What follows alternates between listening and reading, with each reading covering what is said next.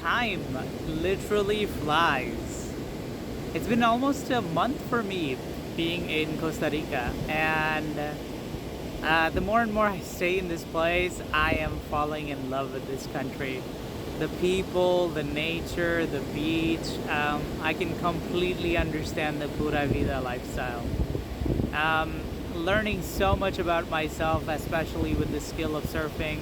I don't think I'm as good as or even close to what I need to be, but I just have to continue to progress and just keep on surfing and just keep on trying. But a different lifestyle, 2021, a different place, and I'm so far enjoying every moment of this journey I've taken for 2021. Anyways, so for this week, my plan is to go to this one event, kind of a place near San Jose. It's like a coffee plantation, I believe so, and gonna be spending a couple of hours over there. So let's get on that journey of coffee with Costa Rica and explore again this majestic, beautiful of a country.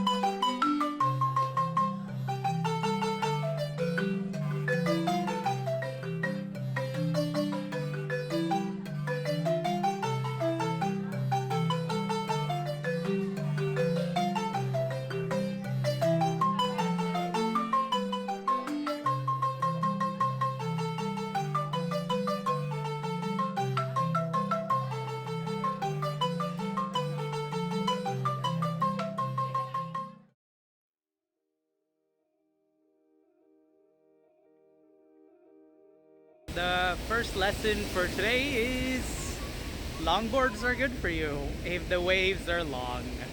I had a pretty successful day today because the waves are long, and then I was able to use a longboard.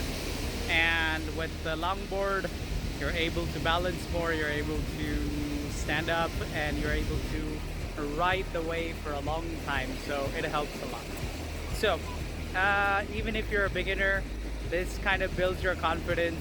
It helps you with just standing up and you know feel good about surfing. So if nothing else, sometimes longboards help, and you can use them for practicing to stand up and catch a wave.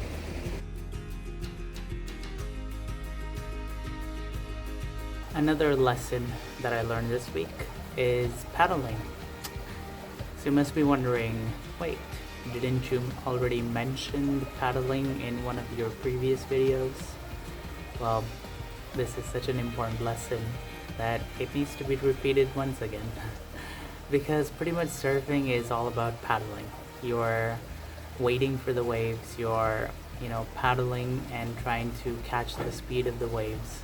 So you have to constantly paddle in a way that lets you move in the water.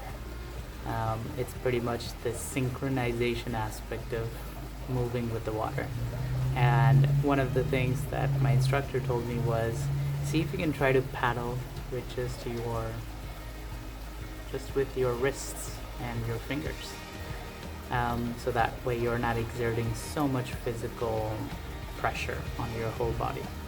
So once again, paddling is the lesson I also learned this week.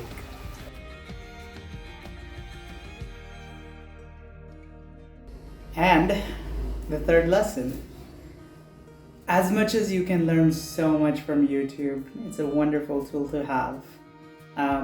What you do in the water and watching someone surf in the water is completely different. So get in the water, that's the main idea, and watch other people in terms of how and when do they catch the wave.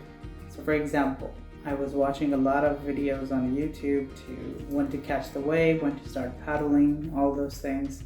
And yeah, those are helpful. Those are good guidelines.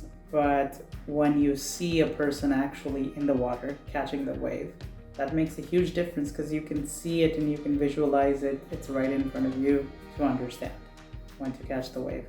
So this week, I saw my surf instructor, Jay, kind of catching the wave, like in front of me, like maybe 2 or 3 feet away from me. So getting the distance, understanding the distance, when to start paddling, when to see when the wave is breaking, it helps so much.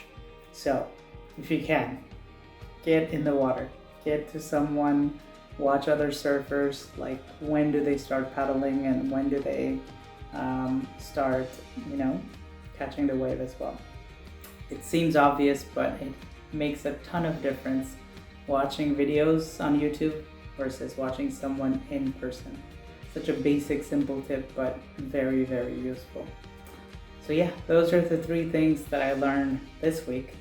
There's constant learning, there's constant moving, there's constant surfing as well. So as always, nothing new.